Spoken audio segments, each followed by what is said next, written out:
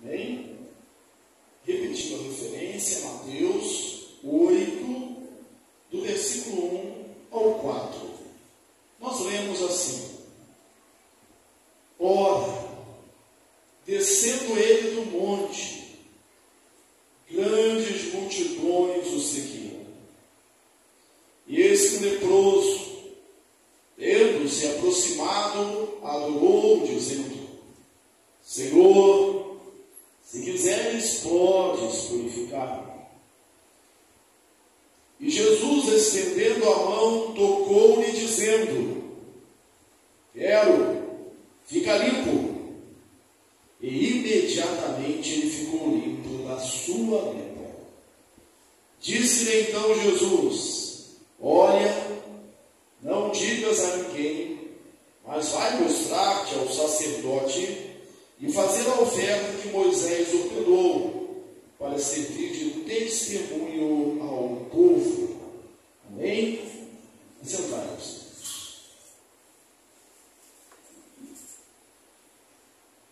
Nós concluímos na semana passada o Sermão do Monte, com a história, a parábola dos dois fundamentos. E as últimas declarações do evangelista ali no término do Sermão do Monte foi que as multidões ficaram admiradas, extasiadas, atônitas com a sua mensagem, porque ele falava, ele ensinava como quem tem autoridade, e não como os escribas e fariseus. E se no Sermão do Monte ele mostra, o evangelista Mateus mostra a ética do reino, aqui no capítulo 8, através de uma coletânea de milagres, ele vai mostrar a ação do reino, o poder do reino, o poder de Jesus. E Mateus situa esse evento, ainda que Mateus ele seja um evangelho organizado, didático, a ordem nem sempre é cronológica, é mais por assuntos. Ele situa essa situação aqui justamente após o sermão, quando ele desce no monte e as multidões ainda estão acompanhando. O que acontece, irmãos? Enquanto essa multidão ainda perplexa, ainda ali como que estivesse sonhando, admirado, acompanhando Jesus, aproxima-se dele um leproso. Hoje nós não conseguimos imaginar o que a força dessa cena, a força dessa cena que se apresenta quando Jesus desce no monte. O leproso, ele era uma pessoa afastada da sociedade. A lepra, ela era uma enfermidade cruel, não só pelo problema físico que causava, mas pelo seu poder de segregar, de separar, de afastar. A pessoa diagnosticada com lepra, e talvez por isso fosse a doença mais terrível da antiguidade, ela era afastada da sociedade. A gente vê isso em todas as esferas sociais, religiosas. Não havia nesse sentido nenhum tipo de acepção. Você vai lembrar que lá no Antigo Testamento, Miriam, a irmã de Moisés, quando se mostrou rebelde, ela ficou leprosa e foi afastada do acampamento. Não importa que ela foi a mulher que dançou quando o mar vermelho se abriu e o povo passou a pé enxuto. Não importa que ela era a irmã de Moisés. Quando veio a lepra, foi afastada do arraial até ser diagnosticada a cura. Enquanto isso tudo parou. O próprio rei, o rei Uzias, ele ofereceu um sacrifício, o que não era lícito fazer, isso era exclusividade dos sacerdotes. E quando ele faz isso, ele é acometido de lepra.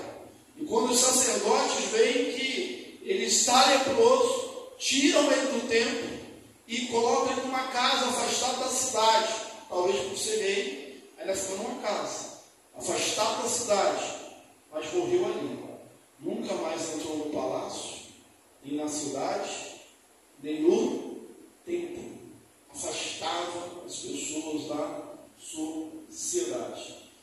Idade Média, conta-se que quando alguém, para você ver que não era só 2000 anos atrás, na Idade Média também, quando alguém era diagnosticado com lepra, o sacerdote levava essa pessoa ao templo, à igreja, e fazia ali o ofício fúnebre. E depois ela era afastada da sociedade. Você entende algo como isso? Fazia o ofício fúnebre. O que significava? Você está morto para a sociedade. Você está afastado da sociedade. Quando alguém está doente, a gente fala, você tem que ter o apoio da família, o apoio dos amigos. Você tem que ter uma palavrinha que o pessoal usa hoje bastante, uma expressãozinha, melhor dizendo. Você precisa montar uma rede de apoio. O leproso ele não tinha nada disso. Ao contrário, quando ele se aproximava de alguém, quando chegava alguém, além de ter uma vestimenta própria, de ter estar vestido de trapos, de estar com o cabelo desgrenhado, com a parte superior do lábio coberta, se você quiser mais informações sobre todo o rito, não só de procedimento do leproso, mas como o posterior rito de purificação, leia Levítico, capítulo 13 e 14. Ele, quando ele chegava perto de alguém, ele tinha que gritar: imundo, imundo, e ficar a 2 metros de distância. E aí alguns chegam a dizer, mas se o vento estivesse naquela posição ali, tinha que ser a 100 côvados, ou seja, mais ou menos 50 metros de distância. Diz que se o leproso colocasse para ver assim apenas a cabeça na porta de uma casa, toda a casa estava imunda. E os rabinos, os mestres, se gloriavam, pelo menos alguns deles, de apedrejar leprosos quando eles se aproximassem. O leproso, quando aproximava de alguém, havia algumas reações. Nunca era o abraço, nunca era a acolhida, nunca era seja bem-vindo. As reações eram tacar pedra ou fugir e se esconder, correr e se esconder. Olha o que acontece. Essa enfermidade, a lepra, e não sem sentido, ela tornou-se símbolo do pecado. Símbolo do pecado. E faz todo sentido. Porque o primeiro sintoma da lepra, hoje chamada de hanseníase, cura bem controlada, é a perda da sensibilidade. O pessoal descobre assim, olha, surgiu uma mancha na pele, uma coisa, aquilo ali é insensível. Você pode furar, você pode colocar coisa quente, você não sente, você perde a sensibilidade. Ora, isso não é um pecado? Uma das coisas que o pecado faz é tirar a sensibilidade das pessoas. Cauterizar, não é isso? A gente fala assim, um livro literalmente cauterizado, ou seja, insensível, um coração insensível. E quando a gente perde a sensibilidade do pecado, normalmente é assim, você peca uma vez, você se arrepende, você chora. Aí você peca a segunda vez, e você não está ruim assim. Aí pega a terceira, na quarta, na quinta, você já está completamente sem vergonha. Aquilo ali não faz nenhum sentido. Não é que o pecado não exista. O pecado continua sendo o mesmo, com as suas consequências terríveis, só que você se tornou insensível. Esse pecado continua mesmo. A outra coisa que a lepra faz é que ela cheira mal. O leproso ele podia ser sentido pelo seu cheiro, o mau cheiro. O pecado cheira mal. Porque o pecado apodrece, o pecado enferma, o pecado, a última consequência é que a lepra mata. O pecado mata. Você lembra disso? Que o salário do pecado é a morte, mas o dom gratuito de Deus é a vida eterna em Cristo Jesus. Mas vamos ver aqui em 2 momentos esse texto. Primeiro, a ação do leproso, a atitude do leproso e a resposta de Jesus. E nós vamos ver essa ação do leproso exatamente como está escrito aí. Ele aproximando-se de Jesus. O Evangelho de Marcos de Lucas, diz que era um leproso todo coberto de lepra. Esse evangelho, esse fato é tratado nos 3 evangelhos sinóticos, e Lucas é o único que diz que ele estava todo coberto de lepra. Você percebe, ou deduz facilmente por quê. O que Lucas era? Médico. Então ele não estava apenas no começo da enfermidade, ele estava apenas com um pouquinho de lepra, que dava para esconder, ele estava todo coberto de lepra. Ele se aproximou de Jesus. Você lembra que eu falei qual era a atitude? Qual era a reação das pessoas quando o leproso se aproximava? A atitude do leproso devia ser: ele está imundo.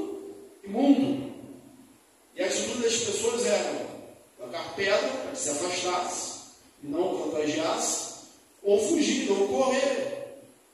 Esse homem já deve ter se aproximado, ou tentado se aproximar de muita gente, talvez de conhecidos, amigos, familiares, a esposa, os filhos.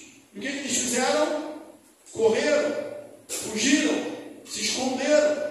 Ele pode ter tentado se aproximar de sacerdotes, de levitas, de homens influentes. E o que eles fizeram? Tacaram pedras, afugentaram de alguma forma. Isso é o que eles esperavam. Então, nessa situação, irmãos, o que você faz? Se retira, se afasta. O leproso vive em cavernas, lugares isolados. Mas modernamente, os leprosários se excluem, se afastam. Já que quando eu chego perto das pessoas, o que eu recebo é pedrada e elas fogem de mim, eu tenho que viver afastado. Esse homem se aproximou de Jesus. Irmão, não há imundície, não há pecado, não há morte, não há nada na sua vida, por mais podre, por mais suja, por mais pervertida que seja, que deve impedir você de se aproximar de Jesus. Aquele homem era um morto em vida. Aquele homem era um homem afastado da sociedade. Aquele homem era um homem, como disse Lucas, todo coberto de lepra. Mas ele se aproximou de Jesus.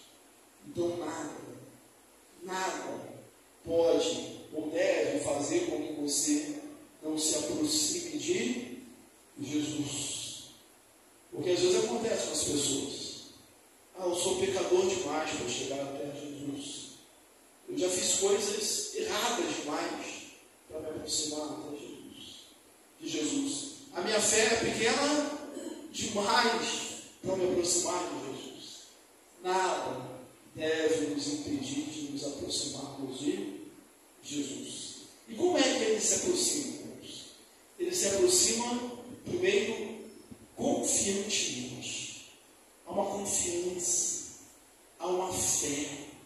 Ele não grita imundo, imundo. Ele não tem medo de se aproximar de Jesus, porque possivelmente ele já tenha visto, já tenha presenciado alguns milagres de Jesus. Ele se aproxima de Jesus com confiança, ele se aproxima de Jesus com fé. Inclusive há um texto lá de Hebreus que diz que a gente deve se aproximar, a gente deve entrar no Santo dos Santos confiantemente, com intrepidez. Nós vamos entrar no Santo dos Santos, ainda de pecadores. E assim ele se aproxima de Jesus com fé, com confiança. Aproxime-se de Jesus hoje, assim também, com confiança. Em segundo lugar, a sua aproximação de Jesus é com humildade. Ele vem e ele diz: togas purificaram. É bem diferente de dizer assim, talvez possas me purificar. E não tinha nenhuma dúvida de que Jesus podia purificá-lo. O único questionamento dele era se Jesus queria. E essa é a posição que o crente tem que tomar. Essa é a nossa atitude de Deus. Deus, Ele pode todas as coisas. Ele é o Deus Todo-Poderoso. O nosso Deus é o Deus do impossível. Nosso Deus, não há nada demasiadamente difícil para Ele. Ele é o Criador dos céus e da terra. Ele é o Deus que chamou a existência as coisas do nada. É o Deus que chama a existência as coisas do nada. É o Deus poderoso, Criador e sustentador de todo o universo. É o Deus que é Deus de eternidade a eternidade. É o Deus que mede os mares, consta das suas mãos, Ele conta as estrelas, Ele chama os exércitos dos céus. É um Deus poderoso, onipotente, onisciente, onipresente. Ele não tinha nenhuma dificuldade em crer que Ele podia. A única coisa que Ele queria saber é se Jesus queria.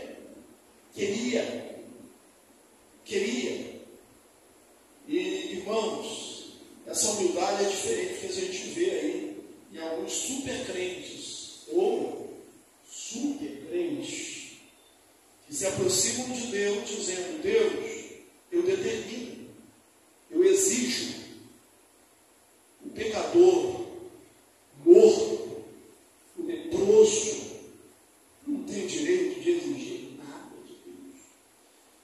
O homem está completamente afastado de Deus. Nossa iniquidade faz separação entre nós e o nosso Deus. A Epístola aos Efésios trata o ser humano como morto nos seus delitos e pecados. Não tem nada para exigir. Não é assim que eu determino, o decreto, eu exijo. Mas, Senhor, se quiseres, podes purificar. Foi assim que Jesus nos ensinou a orar. Seja feita a tua vontade. Se Deus quiser, faça-se a tua vontade. Porque é mais nobre, e é maior, melhor, é necessário um desenvolvimento espiritual maior para dizer: Deus, faça-se a tua vontade, do que para dizer: eu determino. Porque quando a gente fala, seja feita a tua vontade, é porque eu sei que a vontade de Deus, ela é boa, perfeita e agradável. Que Deus é mais poderoso, ou todo-poderoso, mais poderoso do que eu. Que Deus, Ele sabe mais do que eu, porque Ele é onisciente. E que Deus ama mais do que eu, porque Ele é todo amoroso. Então a vontade dele sempre é melhor do que a minha. É necessário que a minha vontade esteja em sintonia com a vontade de Deus. E a terceira forma de aproximar-se desse homem é a reverência. O texto diz que ele se prostrou. Os evangelhos, os sinóticos vão dizer isso, que ele caiu com o rosto em terra. Se ajoelhou, se prostrou, caiu nos pés de Jesus, colocou o seu rosto em terra e chamou do Senhor. Irmãos, um judeu, mesmo com a iminência da morte, com a ameaça da morte, ele só se ajoelhava diante de Deus. Ele não se ajoelhava diante da espada romana, mas ele só se ajoelhava diante de Deus. Esse homem reconheceu, talvez pela ação do Espírito Santo, por uma intuição, ou por ver os milagres, os sinais que ele fazia, que Jesus era Deus. A única maneira de nos aproximarmos de Jesus é vermos Jesus como Deus. Ele falou isso para Filipe, quando Filipe disse: Senhor, mostra-nos o Pai. O que ele respondeu? Há tanto tempo tem estado comigo e dizes: mostra-me o Pai. Quem vê a mim vê o Pai. Quem vê a mim o Pai. Tinha que ser a Deus, tinha que ser Jesus, nessa atitude de rever e reverência. Mas a gente vai ver a atitude de Jesus. se afastou, ele não saiu, ele não correu, ele não se escondeu. Hoje a gente não tem leprosos, a gente não foge de leprosos na rua, mas a gente foge de algumas pessoas. Ou talvez só eu, né? De repente temos evoluído espiritualmente. Às vezes a gente se esconde daquele que tem que pedir dinheiro emprestado, daquele que tem que pedir as coisas, ou simplesmente daquele que é chato. Existe gente que é chata demais, e a gente muda de lugar, de calçada, a gente corre. Chega ao ponto, espera eu estacar pedra, faz a gente fugir, a gente foge. Jesus não fugiu do isso. Jesus não foge das pessoas. Mesmo se eu for chato, mesmo se você for chato, Jesus não foge de você. Na verdade é que quando a gente dá um passo para Deus, quando a gente anda na direção dele, ele corre, na linguagem antropomórfica, claro, ele corre na nossa direção.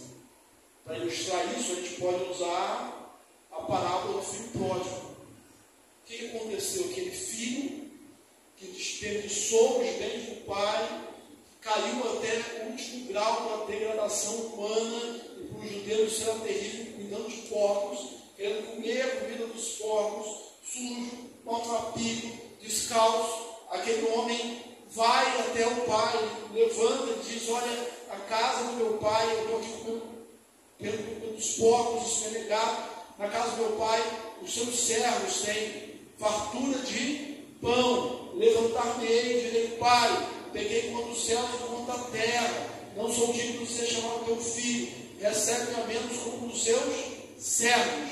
Ele vai para o pai, com esse discurso ensaiado. E quando o pai vê de longe ele, o que o pai faz?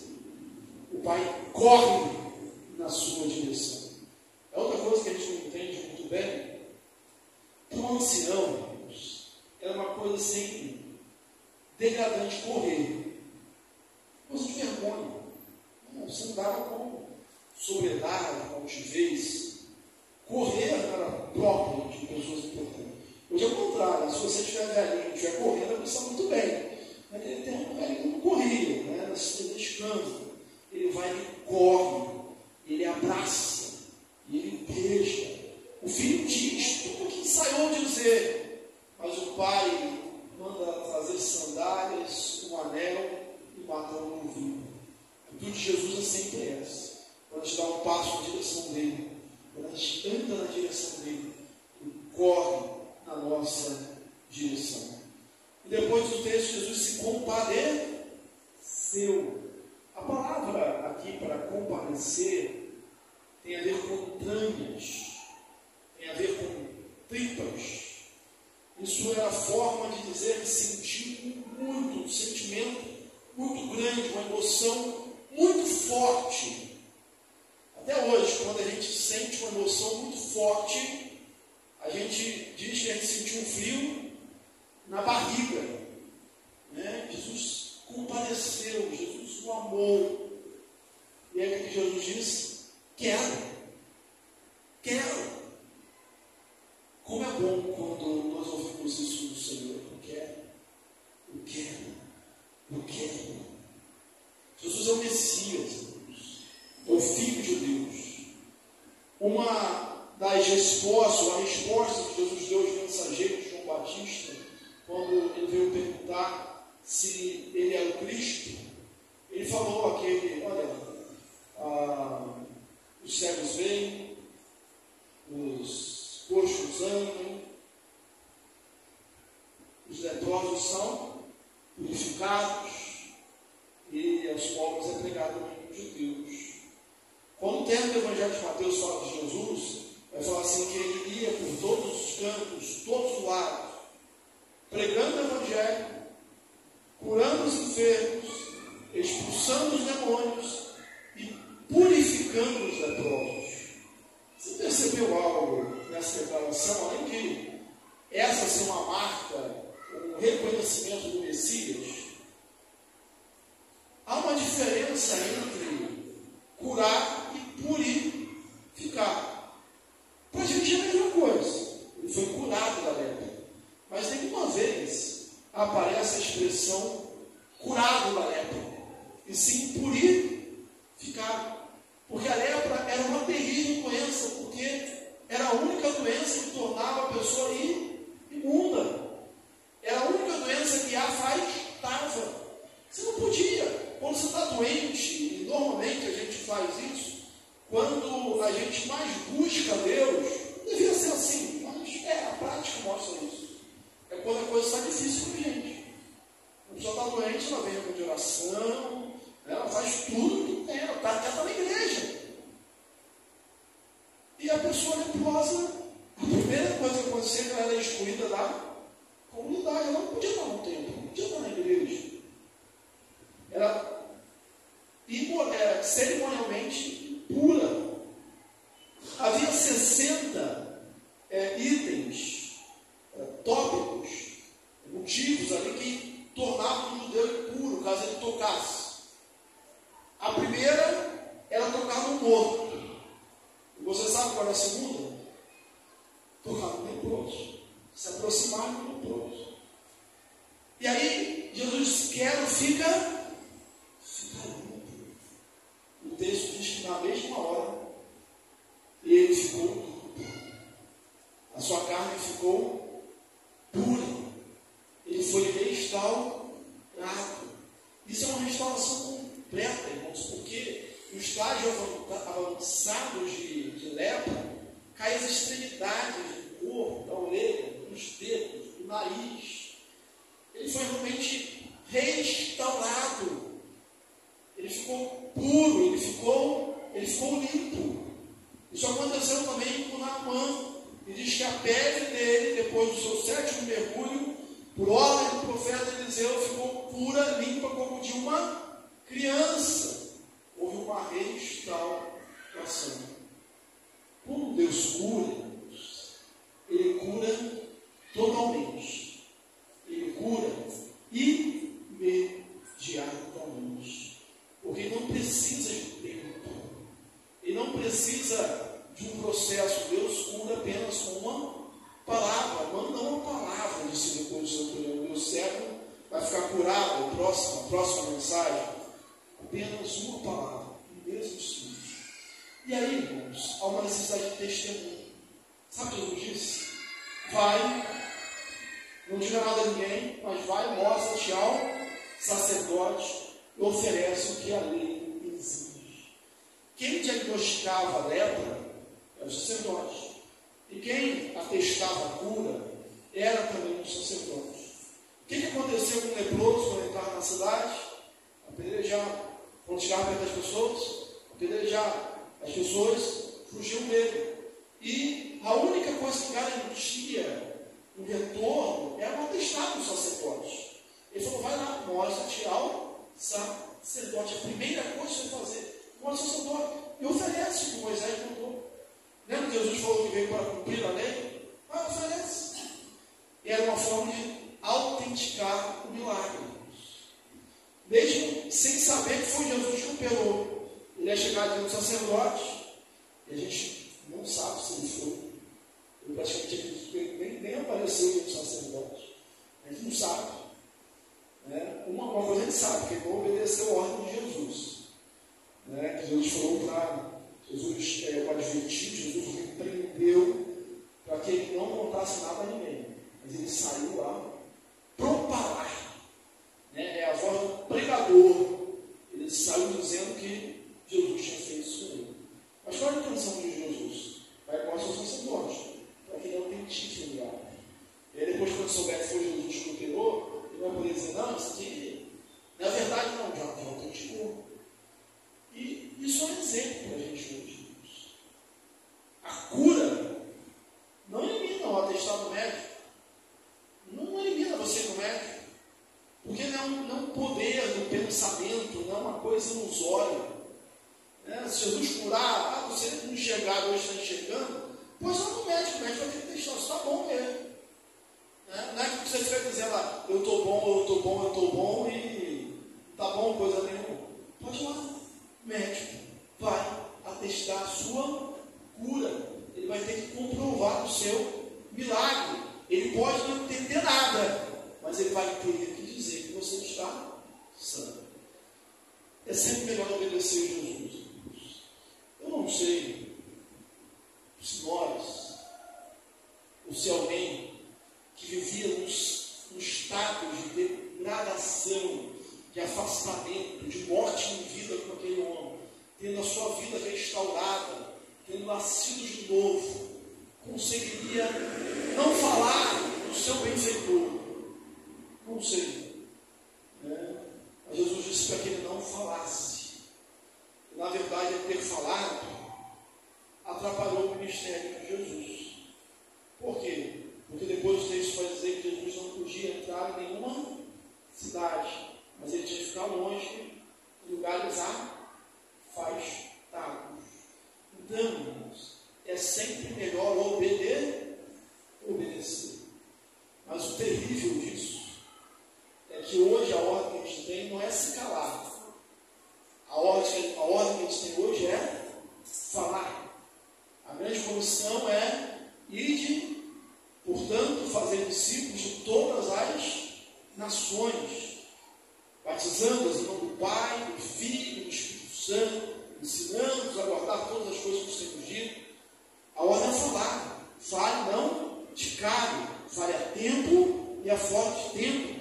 Pregue o Evangelho, quer seja oportuno, que não. E a nossa situação é a mesma que o homem. Mortos nos nossos delitos e pecados. Lembra que a lepra, o título, o símbolo do pecado? Leprosos, mal cheirosos, mortos em vida, afastados de tudo. Jesus veio e nos restaurou, e nos deu nova vida. Se alguém está em Cristo, é nova criatura.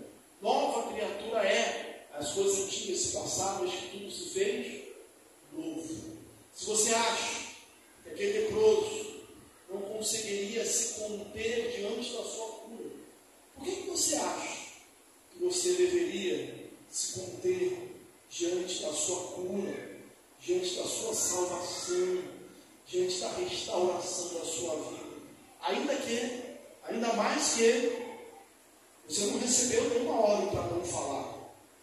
Pelo contrário, você recebeu uma ordem para falar e não se calar, para pregar o Evangelho a toda criatura.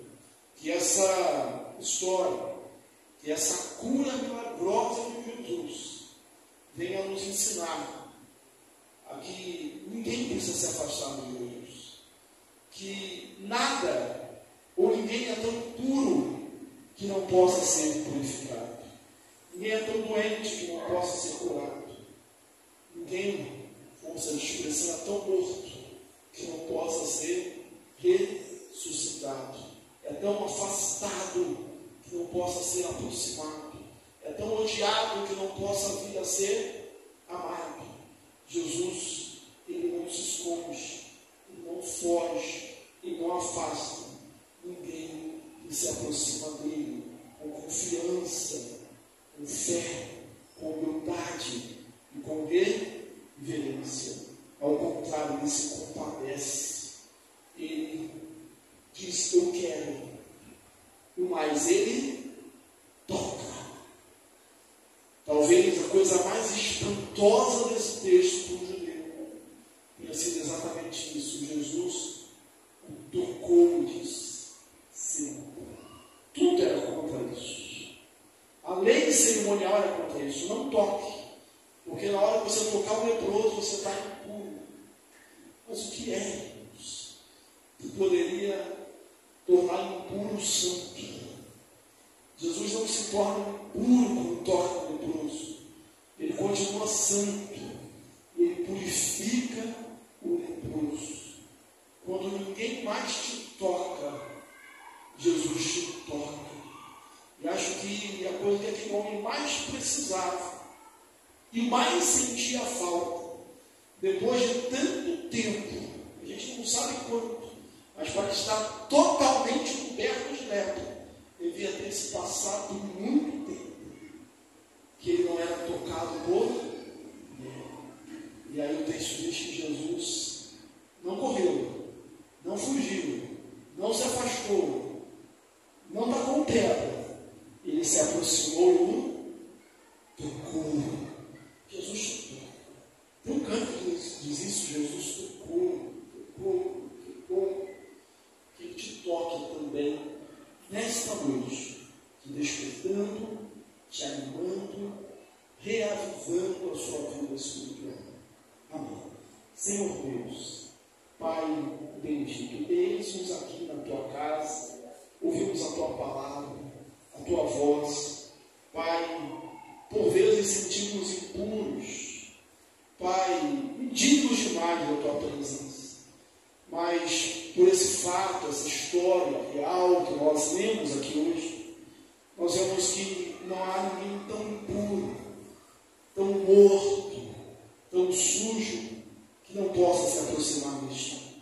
E por isso, ó Deus, nos aproximamos do Senhor com confiança, entramos no Santo dos Santos com intrepidez, com humildade, não como aquele que exige, mas como aquele que diz: seja feita, Pai, a Tua vontade, porque reconhecemos que a Tua vontade é muito melhor do que a nossa.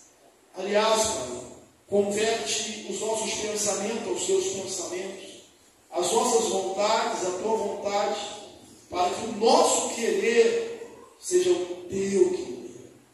Aproximamos, ó Deus, com reverência e prostramos diante do Senhor. Queremos dizer: Santo, Santo, Santos. Pai, toca-nos, como tocaste naquele leproso. Toca no nosso coração, toca na nossa vida, nos nossos lábios, nossos ouvidos, nos nossos olhos, na totalidade do nosso ser. E purifica-nos, ó Deus. Purifica-nos do pecado. Torna-nos santo, ó Deus, como o Senhor é santo.